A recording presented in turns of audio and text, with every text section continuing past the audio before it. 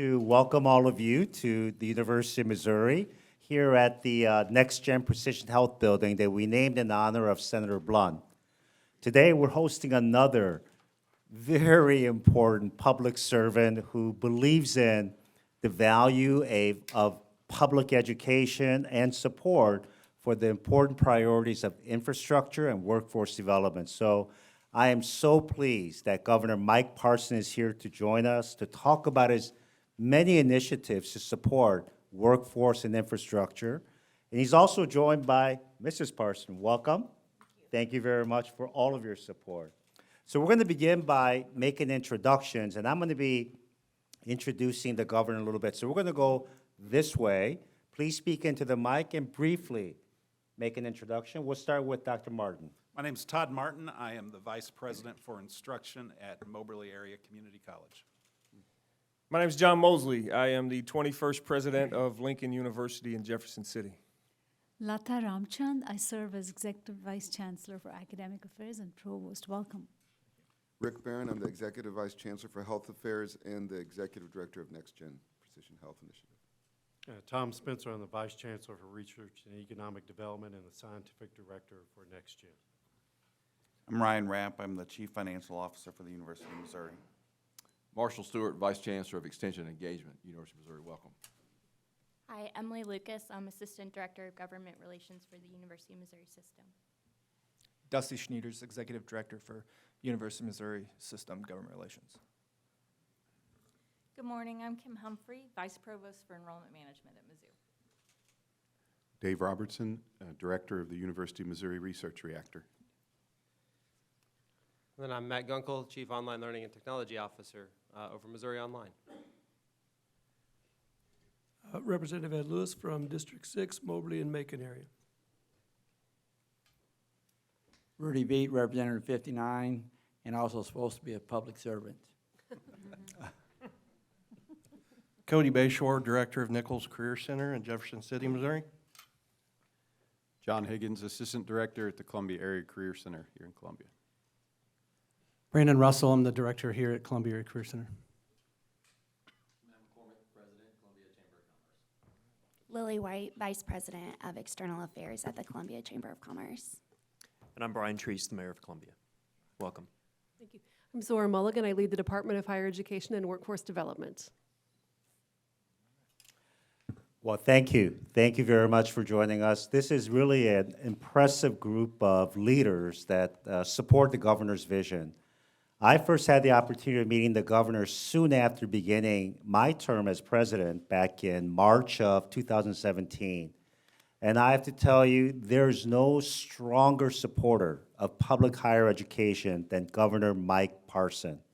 And when he said to me at the time that he believes in our university and all the universities that serve the needs of Missourians, and you could tell from his actions, his bold approaches to support education, infrastructure, and workforce development, that he means business. He wants greater things for this state and recognizes that public education is the equalizer. It's the important aspect of providing that opportunity for all in this state. So, Governor, thank you so much for being here, and we look forward to hearing your remarks. All right. Man, thank you, Moon. I think me and Moon both was a little first-timers, I guess, when we first met. I guess I want to say for a little bit, we was both trying to get our feet on the ground a little bit, and what a journey it's been. But I am so proud to be able to work with Moon in this university. I'm so excited about the future that we see here and everything. So I want to give a couple shout-outs real quick. John, I haven't just been able to personally say, but congratulations. Thank you. For your new appointment. Well-deserved, and I look forward to working with you. Another gentleman I want to give a shout-out. I'll get in trouble. I sure want to echo the representatives who are here today for their support and being part of the things we're going to be doing in the state. And Brian, what a great ally you've been since some of the most difficult times we've had to go through together as public leaders. I thank you for your service. I thank you for your friendship and going through the things we've been through together. I'm proud of you. I just want to say that today on that. So with that, but we're here to talk about education today. We're talking about the future of Missouri. So let me start off by saying this. we've all talked about education every year in the legislative branch since we've been up there. And sometimes a lot of smoke and not much fire. But we have an opportunity of a lifetime to get it right, of what we're going to be able to do in for the next generations and the generations after that. That burden is going to fall squarely on every one of our shoulders that are sitting at this table, and a lot of people sitting around this table. You're going to have a unique opportunity that people before you's never had, to be able to invest in this state and move Missouri into a different direction. 3 years ago, when I first became governor, I met with the universities, I met with the community colleges, I met with K through 12, and I said, we're going to change the role of education in the state. And I'm not saying we were doing a bad job. I'm saying we're going to do more, and we're going to do it better, and we're going to be more efficient, and we're going to do more and more for the people of this state. And for MU, just where we're at today, you're going to be doing more for people all over the country and all over the world. And not very many people are going to be able to say that. The education environment for the workforce development piece is critical. You've got to have two things. I've said it from day one, and I won't change a bit. You've got to have the infrastructure in place to support the education communities. You've got to be able to have the workforce of tomorrow ready to go, and you've got to have the infrastructure in place to support it. Those two things are not political issues whatsoever. Those two things are what's good for the state of Missouri and for the next generations. That's why being able to be here today and be able to talk about so many positive things, and I can't even cover all of it, but I can tell you, as going through other campuses and being here today, MU is going to have an opportunity they've never had before. And I think just some of the things that we can do to help, such as the core increase in higher education. And you all know how long that's been since you've had close to a 5.4. If you do, you know what happens normally after that? You're the first on the block to get cut. So here's what I'm going to tell you. What I'm telling you today is phase one. We're building a foundation this year. And we're going to build on it next year, and we're going to build on it the next year. This is not going to be a one and done type deal. We're going to invest in education. We're going to invest in the workforce development pieces of this, and we're going to make it happen in all different areas. So when you look at the things like, when we're going to invest in career centers around the state to make sure people are ready to be able to go to work. Missouri Excels program, which you're all very familiar with up here, what that means to you. Dual credit scholarships we're going to invest more in. A+. You know, I'll tell you something else we got to do. We got to do something with the teachers in this state. I know we're at a university setting, it's a little different, but I'm telling you, you got to have the first line of those core teachers. And the base pay of a teacher in the state of Missouri, most of you probably know, maybe in the education, maybe you don't, $25,000. Base teacher, that's $12 an hour if you want to do the math on it. You know, we got to do better than that. If we expect people to go in there and educate our kids and have the responsibility to do it, like it, not, agree with it or not, the education community has a lot to do with raising a child. And that's just the reality of what we're in. We got to do better than that. So we're going to take that $25,000, we're going to try to get that up to $38,000 for the teachers in this state of Missouri as a base pay. Now, we are dead last right now. I don't like being last at anything. I'm pretty competitive. And I've seen Moon running across that football field, so I know he's pretty competitive too, because he don't want to lose when he's running across there. But I'm telling you, I don't want to be dead last in that arena. Even if we move to 38,000, we're 30-something in the United States. So, but we got to make the first initial stop. I think there's a lot of people out there that's going to support that and where we move to on that. I think the capital improvements that we're making, every university in the state of Missouri, every community college, will be having an opportunity to do their #1 project in the state of Missouri. Now, let me say that, and I could talk about ARPA funding and we all, different pools of money. But here's what I will tell you. That money, whether we agree with it, whether we don't agree with it, how it got here, how they done it, whether there's national debt and all that stuff, the point is that money's here. It is our job to invest it. And again, I'm not interested so much in one-year opportunities. I'm going to let you guys figure out what's best for this university in the one-year phase. I want to look what's best for this university 10 years down the road, 15, 20 years down the road to invest this money. That's the way I'm going to look at every project that we do on that. So I think there's going to be a huge opportunity for you guys to do that. The other thing that's very important to me that I've learned through the pandemic, unfortunately, we actually knew it before the pandemic, but it really became a priority. if we're gonna keep students in college settings, if you're gonna keep them maybe in high school settings, and you're gonna be able to do the workforce, you gotta do something with the daycare side of this thing, childcare side of it. We gotta take a real serious look at how we provide those services for the people. One, to keep them in the workforce, two, to keep them in the education arena, but that's a real issue that's out there. We're gonna transform that and invest more in that than we've ever invested in the state, to try to make sure it's one of the largest things that's keep people out of the workforce or keeps them out of the education arena. So we gotta do a better job on that. And not only are we gonna look at that, we're gonna look at how we do that for shift work. You know, one of the forgotten people, there's hundreds of thousands of people in this state work after hours, midnight shifts. And they don't have the resources we all do of a daytime. We gotta make sure that they have resources to take care of their family and their children too. So we're gonna make a huge investment in that.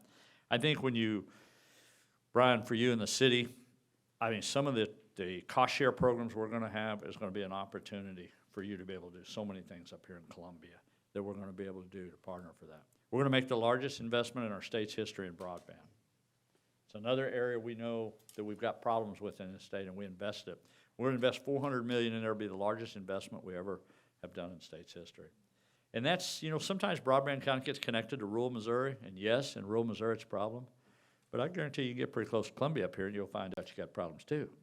St. Louis, Kansas City, you know, you always kind of take that for granted, they're okay. And the reality is they're not, or you don't have high-speed internet. And if we're gonna compete in the world markets, if you're gonna have education to be able to do that, and I will tell you another area it's so important in is healthcare, telemedicine, telehealth, which you guys are very familiar with up there, and how we're gonna do that. And if we get into a situation of another pandemic, how are we gonna take care of our kids? You know, how are you gonna have those alternatives to do that? But you have to have that in place. So I think when you think of those kind of investments we're gonna be doing, transportation cost shares, we're gonna be doing things to try to build up the infrastructure in these communities. And then if you look at the economy in the state, if you take the ARPA funds away just for a second, and let's separate the two, we've been very fortunate in this state to be able to weather this storm. Truly much better than other states around us, we have. And to be able to, financially, this state is in better shape than it's been in a long time, even going through a pandemic, which was challenging enough, but still to be able to recruit businesses, still to be able to keep people at work. And where most states are using the federal money to backfill, we're not. We simply have had enough state revenue that we're able to use almost every bit of this money to invest in across the state. Almost every area in the state, we're gonna be able to do it. And let me finish with one other thing that I want to talk about, two things I want to talk about. I want to talk about the mental health issue, you know, which is very real in this state, and we've got to do a better job on taking care of people on the mental health issues. And I'll just be honest with you, we haven't done what we should have done. We don't have the facilities to take care of people, we don't have the staff to take care of people, and we got to look at alternative ways to do that. So, one, we want to make a huge investment in that, because that, if you don't catch that on the front end, it's very expensive on the back end to be able to do with that. And the last thing I just want to mention about it, in the state of the state, I mentioned clean water and wastewater. And I thought, man, we got to talk about wastewater in the state of the state. How do you do that and make that sound very good? You know, so, but let me tell you the reality of that was, when I said it, and I met a young man in Kansas City yesterday, I met his superintendent of a high school student that wanted to learn all he could learn about wastewater. A high school kid, and he's going to university. And I sit there, and it dawned on me, maybe it should have been a little quicker for me dawning on me about wastewater. But I think about clean water, I think, you know, we all kind of take that for granted a little bit. I remember when I first became governor in northern Missouri, I got a briefing one day, and they said, hey, Governor, it was one of the worst droughts we ever have. They said, hey, there's a town up here, they're 21 days from running out of water. I said, that can't be in today's time. You can't be ever talking about shutting a town down and run for water. They were, you know. We've got to be able to take a serious look at where we're headed in the future with water, clean water in the state. Now I'll talk about wastewater. That's always one of them. The cities have to deal with that. Counties have to deal with that. Businesses have to deal with it. We all have to deal with it, and our residents. But you think sometimes how important is wastewater? Well, just remember how we were one of the leaders in the nation, and that was thankful to MU, you know, being able to identify COVID in wastewater. The United States government called Missouri, wanting to know how we were doing that. Other state leaders called our state, saying, how do you do this? We were ahead of that almost every step of the way knowing where it was going to happen and be able to react to that. I can't tell you how much of a blessing that was to be able to have that insight. And that come from here. That's where this all things developed across the state. So a lot of opportunities. I could go over a lot of other things, but I want to make sure I leave enough time to go around the room to answer some questions. That's here. I know Zora's here. I'm going to let her say a few words here about some of the things in higher education. But I want to finish up by saying this. This is a partnership that's like no other partnership you're ever going to have. If you're going to expect me just to give you something, I'm not going to do it, so I'm going to be honest with you. I'm going to tell Moon, say, Moon, what are you going to do? You want me to help you? What are you going to do? And what's the end results? Are you going to create more students to come in here and get through this university? Are you going to create young men and women to go into the workforce in high-demand jobs? And can you prove you're going to do that to me? I'm going to say the same thing to the city. I'm going to say the same thing to the county. It's not going to be about just giving people money. It's going to be, we're going to put lead on the target. We're going to make sure that this money is going where it needs to go, and we're going to get something out of it. I will be the best partner that I can possibly be from the state level. The representatives are sitting here. I guarantee you they understand this agenda as well as anybody does, and they want what's best for our state. The number one priority we're going to have is the citizens of this state for the next 3 years, and they're going to be my top priority to make sure we deliver the services they deserve and they've earned. And that's what I'm going to partner with you guys. I can't do that by myself. I can't do that by myself. I got to have you guys. I got to have you believing what I'm believing, you know, and we got to keep moving forward. So a lot of great things happen, a lot of positive things happen, but Zora, you want to add a few things here? Absolutely. So it's such a pleasure to be here, and it's such a delight to be a leader at this unprecedented historic time. I think everyone around the table has lived through a lot of very lean budgets. I've been working in and around public higher education for about 15 years, and doing more with less is definitely the norm, and so it is so wonderful to have this opportunity to really make a difference that will shape the future. You know, when I look at the current climate, I see a couple of different things that are different in an important way, and obviously the biggest one is money. You know, having the financial resources to really make these investments and to demand that they be framed around the citizens' highest needs, it's just phenomenal. You know, I often think that having money and being able to make these investments is the difference between sounding good and doing good, and we're going to be able to do a lot of good in the next 3 years. So money is definitely one piece of it, but the other thing that's really different is the comprehensive approach that Governor Parson has taken to his priorities of workforce development and infrastructure. That comprehensive approach is why we're here today. You know, often when you talk about workforce development, your mind goes first to community colleges because they've always been the front line of workforce development. That will always be true. But Governor Parson's approach has also emphasized the critical role that public universities play. Bachelor's degrees, graduate degrees, medical degrees play in that workforce development, and also acknowledging the important difference that our K-12 partners make, you know, making sure that students leave high school prepared for success, whether that's here at Mizzou, at MACC, or Lincoln, or in the job market. So that's been a really important difference in terms of the comprehensive approach. The governor has also really demanded that we who work in state government take a cross-department approach to making sure that we have solutions that really meet the needs of citizens. And that's why when you're here today, you hear about broadband, you hear about childcare, some of the issues that we know are the most significant barriers people face, whether they want to participate in the workforce or be in school. So those are really important. And then last, you know, also kind of on the theme of the comprehensive nature that the governor has taken is just the strong encouragement of communities to participate with each other as they think about how to make the best use of these funds. And so a lot of the proposals that you'll hear about will require a partnership, and those partnerships are going to be challenging because they'll require financial support and other commitments on the part of local partners. But it really is going to be important making sure that the money has the long-term impact that it's intended to have. So Governor, thank you for your support. Leaders, thank you for everything you're going to be doing in the next 3 years. It's going to be an adventure, and I look forward to seeing how it all unfolds. All right, thank you, Zora. I'm going to finish up, then I'm going to turn this over to Moon real quick. But what is everything I've said I've been trying to do for 3 years, what does that mean? What does that mean for you? What does that mean for me? And what does it mean for the citizens of the state of Missouri? I'm going to highlight a few things because, you know, universities, we always like to know where we rank. I like to know where I rank with other states, United States, because, again, pretty competitive. You know, I don't want Arkansas ahead of us. I don't want Kansas ahead of us. I don't want Iowa, Nebraska, any of them. And I can go on down the list. But I want to read to you a few top 10, just a few, and I'm going to give you a handout. My staff's going to give you a handout. I want, when you get this handout, I want you to go back. I want you to take a look at it.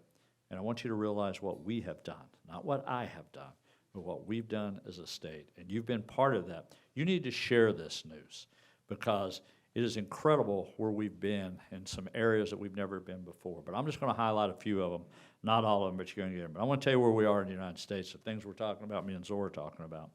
We're first in the United States for on-the-job training in the United States. We are third in the United States for apprenticeship programs, the things we're talking about. We're in the top 10 for Business Tax Index. We're in the top 10 for new manufacturing facilities. We're in the fourth in the United States. Let's say this fourth. We're fourth in the United States for people wanting to retire to Missouri. They're wanting to come here to be part of what we're building here. You know, we are fifth in the United States for low cost of doing business, seventh in the United States for people relocating to our state. We're seventh in the United States for tech manufacturing growth, eighth in the United States for best place to work for nurses in this state. We're in the top 10 in the United States for the automobile industry, top 10 in the United States for the aerospace industry, top 10 in the United States for women in technology, and we are in top 11th for defense spending. And there's one in here I want to mention to you that's really important to me as a governor and it's important to you as a university. We're in the top 10 now for site selections. So if you're not familiar with site selection, that's basically companies, businesses looking at our state to invest in, to bring their businesses here, and to expand in. During COVID-19, during the pandemic, with everything we had to go through, $5.4 billion worth of investments took place in this state. You know, 21,000 new jobs. I'm not talking about old jobs we lost or anything, but 21,000 jobs. People are looking at Missouri. The reason they're looking at Missouri is because the education systems, the healthcare systems, and what is the environment of doing business in this state. Those are what people look at, and they're going to look at your communities do it. This is what we've all done together with this vision that Moon talked about when we first met in my office 3 years ago. This is higher rankings than we've ever had. Now the job is to stay there and to compete even more to be able to do that. So so I'm very proud of that. And Moon, let me shift it back over to you. Governor, thank you. This is truly impressive. I was looking at the front page, but there's a back page too. Wow. We have our work cut out to keep up with the progress that you've made as a leader of this state. I'm also joined by two colleagues. First is Dr. Martin from a really, truly great partner at MAC, and he is the provost. As many of you know, we have developed a very innovative partnership that brings in MAC students and provide them the opportunity to study with Mizzou students. And once they transfer over, they do so well. So, Dr. Martin. Thank you. So I'm Todd Martin. I'm really excited to be here. In my 20-plus years in higher education, I can't remember a better climate for higher ed in the state of Missouri than the one we have right now, and that's really reflects the governor's advocacy for higher education. Last year, the legislature and the governor's office was able to increase the core funding to community colleges in the state. That was the first time in the last 10 years or so that we had gotten an increase in our budget for community colleges. Through the Department of Higher Education and Workforce Development, we have had access to MOExcel's money. That's been a real boon to community colleges in the state. But we can't do those programs without a lot of strong partners. And I look around this room and my eyes don't go very far before I see someone I've met with or we have a partnership with. The City of Columbia with workforce development efforts. The Chamber of Commerce was a partner in our MOExcel's grant that funded the Makerspace and Mechatronics Lab expansion at our Parkade Center campus here in Columbia. The Career Center, we offer three programs at the Career Center now. We have a practical nursing program, we have a surgical technology program, and through another MOExcel's grant, we just started an accelerated associate degree of nursing, so an LPN to RN bridge program that we use the facilities at the Columbia Area Career Center for. Ed Lewis has been a wonderful partner for us as he's served in the legislature. Kim Humphrey, her team helped us set up the concurrent enrollment program that Dr. Choi just mentioned. And so we're really excited about the partnerships that we've been able to have here in Columbia. The last piece I think that I'd like to mention is, again, our strong partnership with Columbia Public Schools. Last year, we started an early college program. We currently have 114 students from Columbia Public Schools taking classes at our Parkade campus here in Columbia. And this May, we will graduate almost 40 students who will complete an associate degree and their high school diploma at the same time. And so really accelerating the pathway for those students from high school to a bachelor's degree and into the workforce. So those partnerships make it happen. I look forward to working with a lot of you in this room in the future, too. Thank you. Thank you. Thank you, Dr. Martin. Next up is another good friend, Dr. John Mosley, who just became the president of historic Lincoln University. And we made a promise that we're going to develop an even stronger partnership working with the other land-grant University of Missouri. So, Dr. Mosley. Thank you, President Choi. Thank you, Governor Parson. I can tell you in May of 2021, I was asked to serve as the interim president after a 7-year stint in the world of athletics at Lincoln University. And to immediately begin my tenure and think about what we could do at Lincoln University to make the institution even better. We had began to come up with this concept surrounding our School of Nursing, which, as many of you know, is among the best in this state and in the Midwest and across the country. And so to get the call from Commissioner Mulligan's office to develop this concept of a transformational project, it was only fitting that for us at Lincoln University, we rolled our nursing project to include health sciences and a crisis center, which will also involve STEM programs, pre-med programs, nursing science, and what we're calling a Security Science Institute. We want Lincoln University to be known for its nursing program, as well as to become a public safety hub for mid-Missouri and for this state. And so it was exciting to have the potential of this funding to elevate our institution. We sit here today in Black History Month, and Lincoln University is the only institution in the country founded by soldiers of the 62nd and 65th Colored Infantries that actually fought in the Civil War. And it was from their dreams, as they learned how to read and write, sitting around campfires between battles, that Lincoln became a reality. And so we celebrate 100 years this year as an institution and 156 years of providing an education to citizens across the state and across the world. I would like to extend a thank you to President Choi for reaching out early in my tenure as interim president to say, we want to help you. I want to make it clear that our two institutions serve their own distinct missions, but through our collaborations, we have an opportunity to serve this state and the Midwest and the country in a much greater capacity by the two land-grant institutions working together to solve problems and do research that can benefit all of us. And so I thank you, Governor, for your support. Through MoExcels, we've got some tremendous projects coming through, and we are excited about what we believe to be a great time to be at Lincoln University. So thank you. Thank you, John. Hey, John, I'm going to mention one thing, too. This is the old sheriff in me talking now. The first African-American college in the United States to have a law enforcement academy.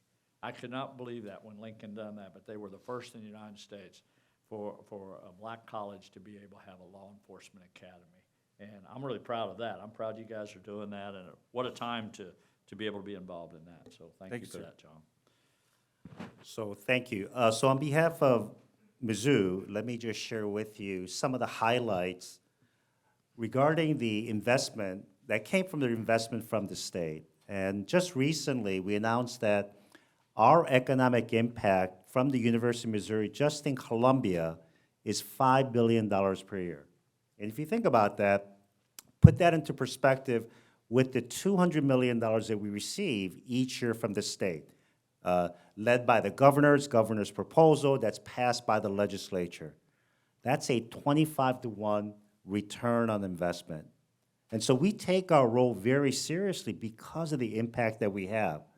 And that impact is driven by research, healthcare, education, creating the workforce. And as a university, we provide more than 12,000 degrees and certificates each and every year, and 70% of our students remain in Missouri. And we attract a lot of students from other states, and they get involved with this state, our university, and they decide to stay and make their homes right here in Columbia and Missouri. We're very proud of that. The key aspect of a research university is student success. The second is research and the research impact. And I want to ask Dr. Dave Robertson, who directs our Nuclear Research Center, to talk about the importance of radiopharmaceuticals and how the investment that we're going to make as our top priority is going to transform healthcare, not just in Missouri, but throughout the world. This week, because of the closures of radiopharmaceutical plants around the world, Columbia, Missouri is the worldwide supplier of radioisotopes that go into liver cancer, prostate cancer, and bone cancer drugs right here in Missouri. Wow. So, Dr. Robertson? Thank you, President Choi. So, because of the leadership and vision of individuals at the University of Missouri and at the state, the University of Missouri is home to the largest reactor at any university in the United States.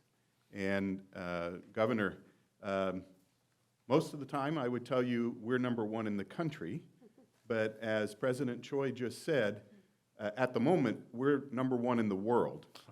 The reactor every year produces enough active ingredients for radioactive drugs to treat over 500,000 patients.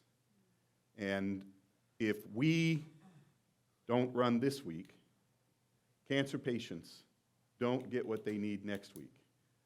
The University of Missouri Research Reactor is the only supplier of a radioisotope, and the physicians don't use this very often. But the most rapidly increasing cancer in the United States is thyroid cancer. And it's most rapidly increasing among young women, aged 20 to 34. Here's the good news. With the isotope that we make every week, over 90% of those patients are cured.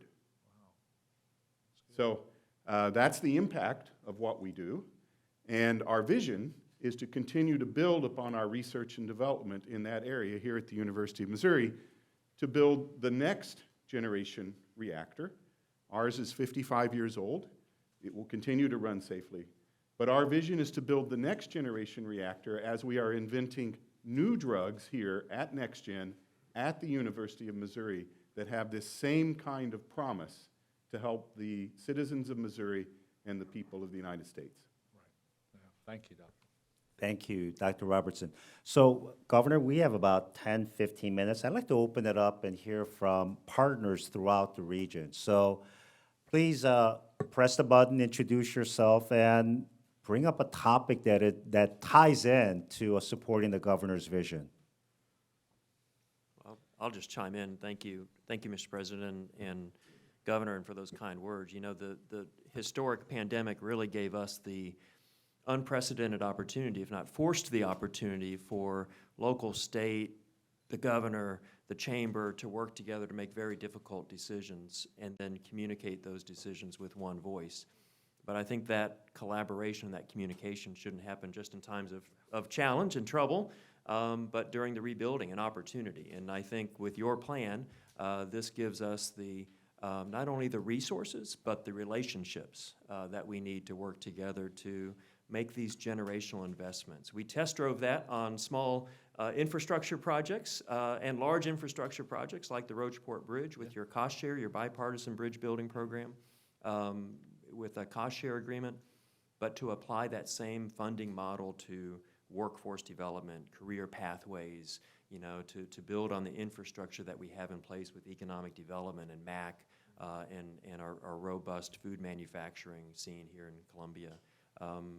Right down to broadband and other infrastructure projects, I think is a tremendous opportunity that will be catalytic. It magnifies the investment that we all make into a much bigger project that wouldn't have existed without us working together. Thank you, Brian. Thank you. Thank you. Thank you, Mayor. Others? Let me ask Dr. Marshall Stewart to talk a little bit about what we are doing in providing broadband access that increases telemedicine support for mental health issues in rural parts of the state. Well, it's good to be with you. It's good to see you again, Governor. And as you probably know, and I think a lot of people know, about 5.5 years ago, I came into this state, and I saw a need. I saw a lot of needs. One of those needs was broadband. And to the great credit of Dr. Choi, he arrived, I think, 6 months after I did, and we began to talk about how can we leverage all the network we have at Extension, all the land grant assets we have at the University of Missouri, to really bring focus to this. So there were several pieces that happened early on. We were a part of a coalition of others who worked to establish a broadband office. That was key. Another piece we began to do was to think about how do you move into helping people understand all the things that deal with the education piece of this. So how do you use the technology when you get it? So we really began to really move in that. Now, fast forward, if you look over time through your leadership, the $400 million, by the way, I want to cry when you say that because that is just phenomenal. But what's happened is I think there's been a recognition at the local level and across the state of Missouri that this is no longer an optional thing. This is a must. In fact, I would go as far to say, and this is Marshall Stewart, I'll take the ownership of this, Mr. President, that probably of all the things we can do, if we get this right, a lot of other things happen. Education gets better, economic development gets better, healthcare gets better. So let's go into health specifically, as Dr. Choi said. When you look at the health arena, and we learned so much during the time of COVID, we saw it, it became not just a conceptual thing, but it became real in people's lives because they could not register in many parts of the state, as you know, to get the vaccine. We had extension offices that opened up in certain parts of the state, set up terminals where people could walk in and register. And our people stood there and helped them know how to do this so they could get a vaccine. You know, that's making a difference. When you look at mental health and the work we've done around that, as you probably know, in agricultural areas in particular, farmer suicide rates, for instance, are one of the highest in the country. A lot of people don't know that. It's really definitely an issue here. We've worked really hard to provide not only educational programs because there's such a need for mental health services in so many areas of the state, but also to provide technologies that allow people to get the counseling they need.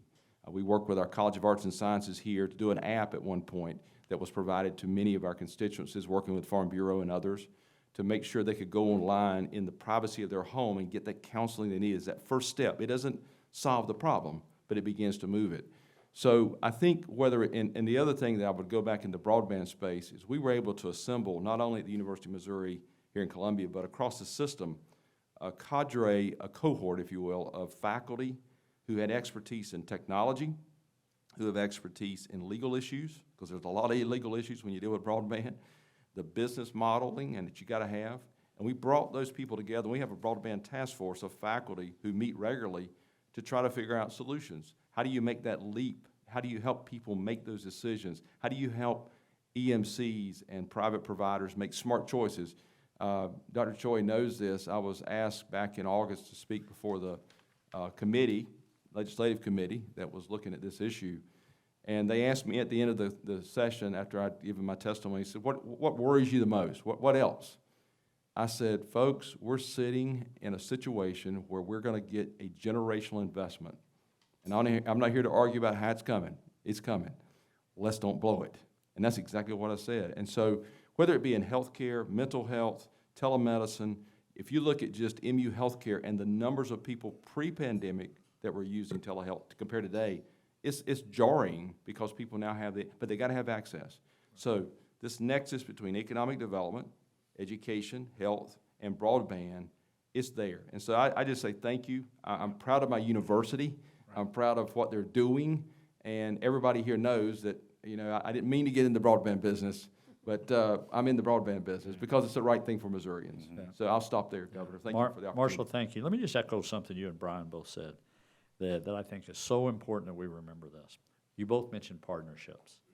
And we were kind of forced to do a lot of this stuff because of a pandemic. And we, at that time, with all the resources we had, we was wondering how we're going to get all this done. I just remind everybody in this room, the vaccine to the general public of COVID-19 was not available to the general public till April. It's not even been a year since that. Now, we had different phases of that we all went through, but think of what we did when we communicated with one another, what we've done in a year's time to fight a pandemic. Imagine what you can do without the pandemic. Imagine what you can do with the areas that we're talking about now. If we keep those same partnerships, if we all keep the same communications going, if we keep the same drive, pushing us to do better.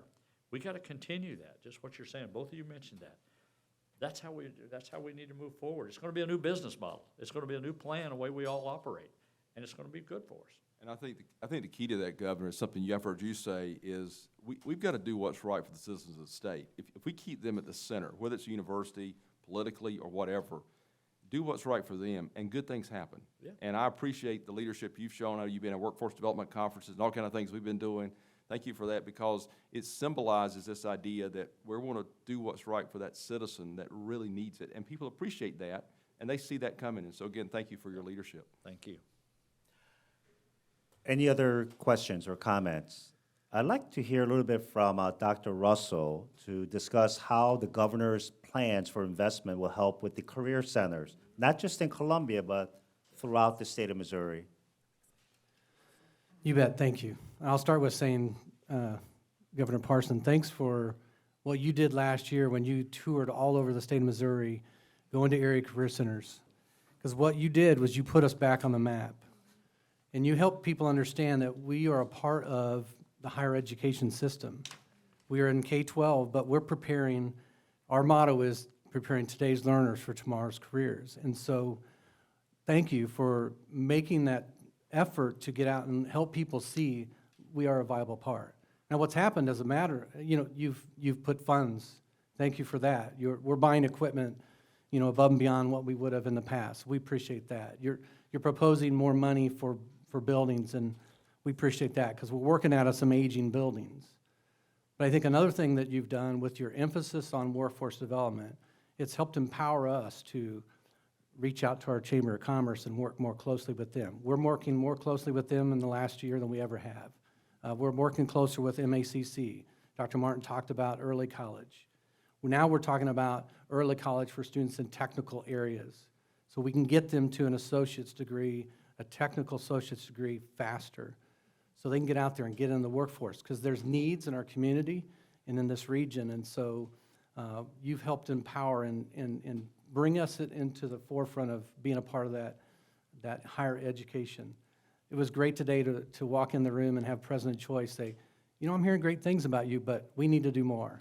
So hearing MU say, let's talk. And we have students working in labs at MU from a biomed program and things like that. We're working with engineering. So it's great, though, to get people in the room, because it's about networking and connecting people and developing those partnerships. And it's more part of what we're doing today here and at Nichols Career Center, Northland Career Center, all my colleagues around the state.